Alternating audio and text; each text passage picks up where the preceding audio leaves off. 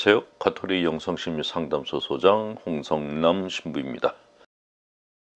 신앙생활을 하시는 분들, 가톨릭이건 개신교이건 예수님을 믿는, 예수 그리스도를 믿는 모든 크리스찬들은 주님이 누구신가, 주님의 말씀은 어떤 의미를 갖는가에 대해서 많은 관심을 갖고 많은 시간을 할애해서 주님과 주님의 말씀을 이해하려고 노력을 하고 있습니다.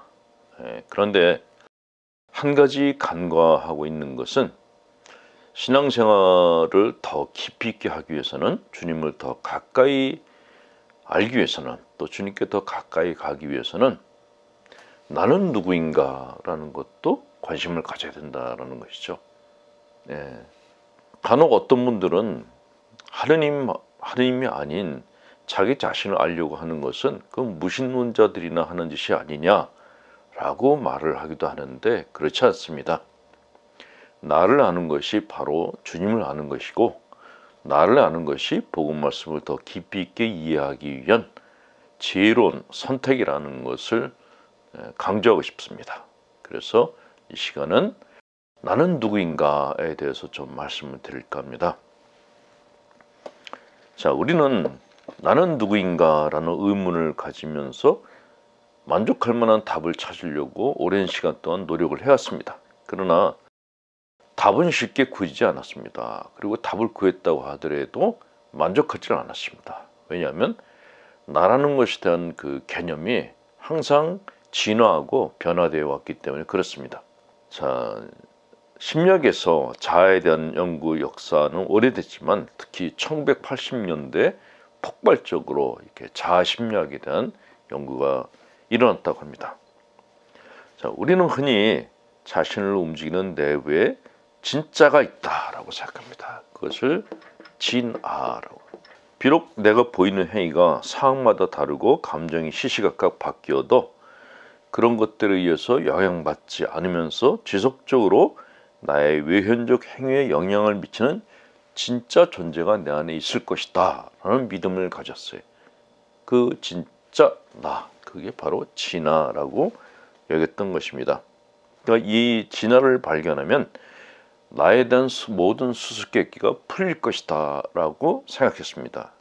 자, 그런데 이런 진아관은 사실 사회심리학자들에게는 수용이 되지 못했습니다.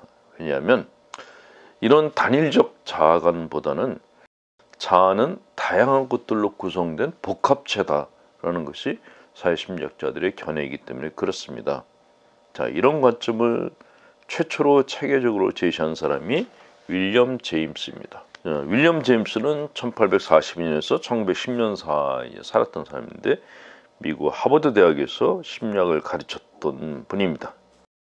이 윌리엄 제임스가 심리학의 원리라는 책에서 사람의 자아는 세 가지 구성 요소로 되어 있다라고 이야기를 했습니다. 자, 첫 번째 것이 물적 자아입니다.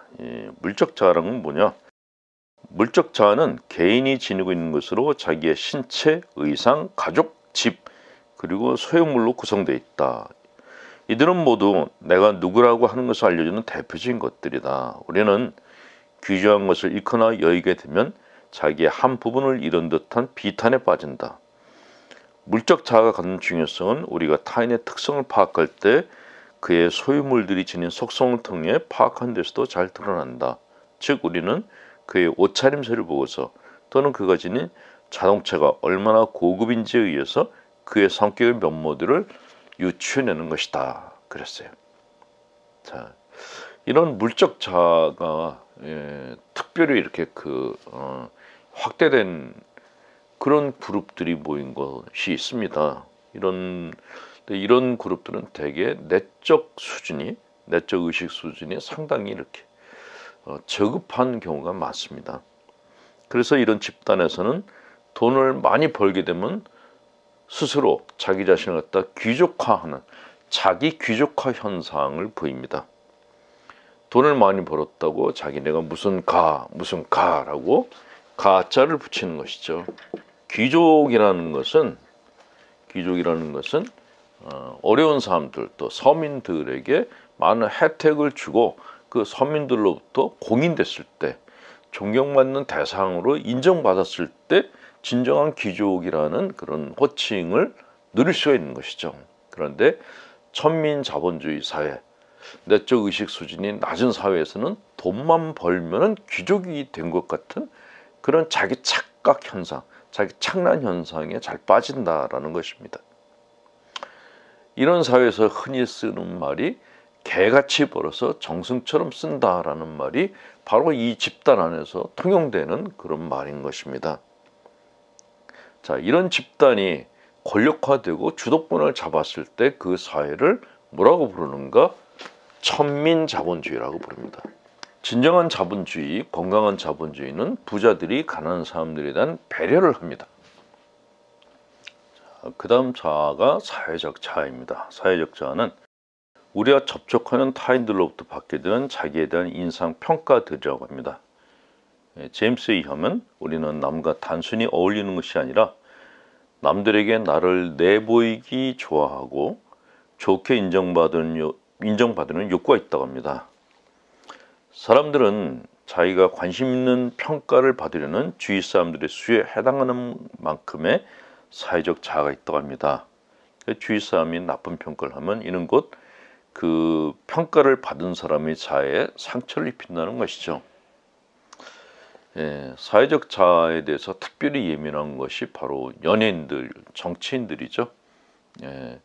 얼마나 많은 그 사람들이 나를 갖다 따라주는가에 따라서 굉장히 자긍심과 자부심이 커지기도 하지만은 그런 평가가 없을 때는 심지어 극단적인 선택을 하는 경우도 나타난다라는 것이죠.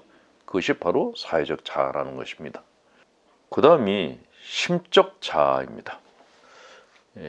심적 자아란 무엇인가? 이것은 개인이 지닌 내면의 주관적인 것으로 성격, 취향, 정서 등의 심리적 속성들이다. 심적 자아는 생의 의미를 생각하고 만물의 원리를 모색하는 등 사회적 면모를 지니고 있으며 자기 관조의 능력을 가지고 있다. 그랬습니다. 윌리엄 제임스는 이 세 가지 자아, 물적 자아, 사회적 자아, 심적 자아 중에서 특히 가장 중요한 부분이 심적 자아라고 이야기를 했습니다. 왜냐하면 자아의 어떤 면모보다도 스스로의 도덕성, 양심, 고관 의지로 사유하는 자기 모습을 볼 때 보다 순수한 자기 행복감에 빠지기 때문에 그렇다라고 이야기를 했어요. 심적 자아가 건강한 사람들은 자기 자신을 귀한 사람으로 만들고 다른 사람들로부터 사랑받는 존재가 되갑니다. 그래서 가장 중요하다고 하죠. 물적 자아는 돈이 많아질수록 뭔가 이렇게 천민스러워지는 경향이 있어요. 사회적 자아는 사람이 많을 때 행복한데 없으면 우울증에 빠지는 그런 단점이 있습니다. 심적 자아는 말 그대로 존재 그 자체가 행복감이 있기 때문에 자아가 건강해지기 위해서는 이 심적 자아의 건강성에 특별히 신경을 써야 된다는 것이죠. 바로 이 심적 자아를 건강하게 만드는 것이 종교생활, 기도생활인 것입니다. 자아의 특성 연구에서 자주 쓰이는 나는 누구인가? 라는 물음을 던져서 떠오른 생각을 쓰고 다시 같은 질문을 던지고 답하는 과정을 20번 반복하는 20개 진술문 검사라는 것이 있습니다. 이 검사를 해보면은 세 가지 면모의 자아가 잘 나타난다고 합니다. 사소하다고 간과시 될 수 있는 물적 자아, 나이나 키, 성별 등이 자신을 정의하는 중요한 면모라는 것이 드러난다라는 것이죠. 자, 이 검사를 해보면 특히 자신이 갖고 있는 독특한 면모들을 우선적으로 제시하는 경향이 강하다고 합니다. 키 큰 사람은 키, 뚱뚱한 사람은 무게. 이렇게 자신이 처한 상황에서 자신의 독특성을 제시한다는 것이죠. 그러니까 이것은 사람들이 자기를 파악하는 특성을 주변으로부터 분별하는 것임을 시사한다고 합니다. 자, 사람을 사회적 동물이라고 하는 이유가 바로 여기에 있는 것이죠. 자, 주님께서 이웃사랑을 강조하신 것은 바로 사람이 갖고 있는 이런 면모들을 아셨기 때문에 사람이 갖고 있는 물적자, 심적자, 사회적 자에 대해서 잘 아셨기 때문에 복음서에서 하나님사랑, 이웃사랑이라는 두 가지 사랑을 실천할 것을 말씀하셨던 것입니다. 이현수님이 전해드리는 시 하나 보냅니다. 꽃이 진 자리마다 열매가 익어가네. 가을이 기쁠수록 우리도 익어가네. 익어가는 날들은 행복하여라. 말이 필요없는 고요한 기도. 가을엔 너도 나도 익어서 사랑이 되네. 라는 시입니다.